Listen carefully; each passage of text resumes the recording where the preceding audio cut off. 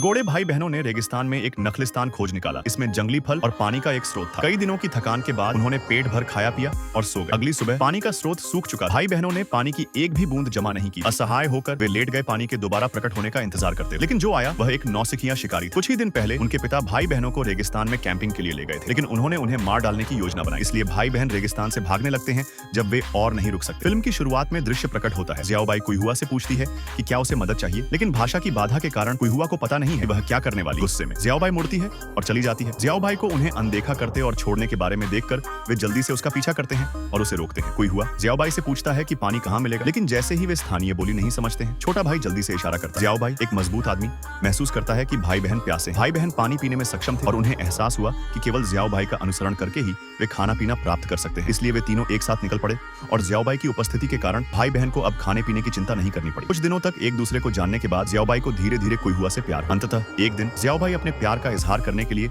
एक गुब्बारा लेकर आया। हालांकि वे एक ही भाषा नहीं बोलते थे, कुइहुआ जियाओबाई की भावनाओं को समझता था। हालांकि कुइहुआ जो आधुनिक जीवन में लौटने के लिए उत्सुक था, जियाओबाई के प्यार को कभी स्वीकार नहीं कर सका। वे तीनों उस दिन शिकार कर रहे थे। कुइहुआ ने अचानक एक घर देखा। वह जल्दी से दौड़कर वहां गई और पाया कि वह काफी समय से छोड़ा हुआ। कुइहुआ का उत्साह जो अभी अभी बढ़ा था तुरंत फिर से नीचे डूब। जियाओबाई ने कुइहुआ के अप्रिय भाव पर ध्यान नहीं। कुछ समय साथ बिताने के बाद जियाओबाई और उसका छोटा भाई घनिष्ठ मित्र बन गए। दोनों अक्सर साथ में शिकार करने जाते। अप्रत्याशित रूप से वे एक सड़क पर आ गए। उसने जल्दी से उत्साहित लड़के को उठाया और वापस भागा। इस डर से कि वह अपनी बहन को बता देगा, वे दोनों साथ चले गए। लड़की को जीतने के लिए जियाओबाई को जनजाति की अनोखी प्रेमालाप पोशाक पहननी और पूरे दिन कुइहुआ के लिए नृत्य किया। कुइहुआ की उदासीनता देखकर जियाओबाई ने दुख के आंसू बहाए। अगले दिन जब भाई बहन जाने की तैयारी कर रहे थे तो उन्होंने पाया कि जियाओबाई ने टेढ़े सरू के पेड़ से खुद को फांसी लगा। कुइहुआ ने जियाओबाई को देखा बिना दुख के, लेकिन बस अपने शरीर पर चींटियों को झाड़ दिया। भाई बहन घर की ओर जाने वाली सड़क पर भी पहुंच गए और फिल्म यहाँ समाप्त होती है।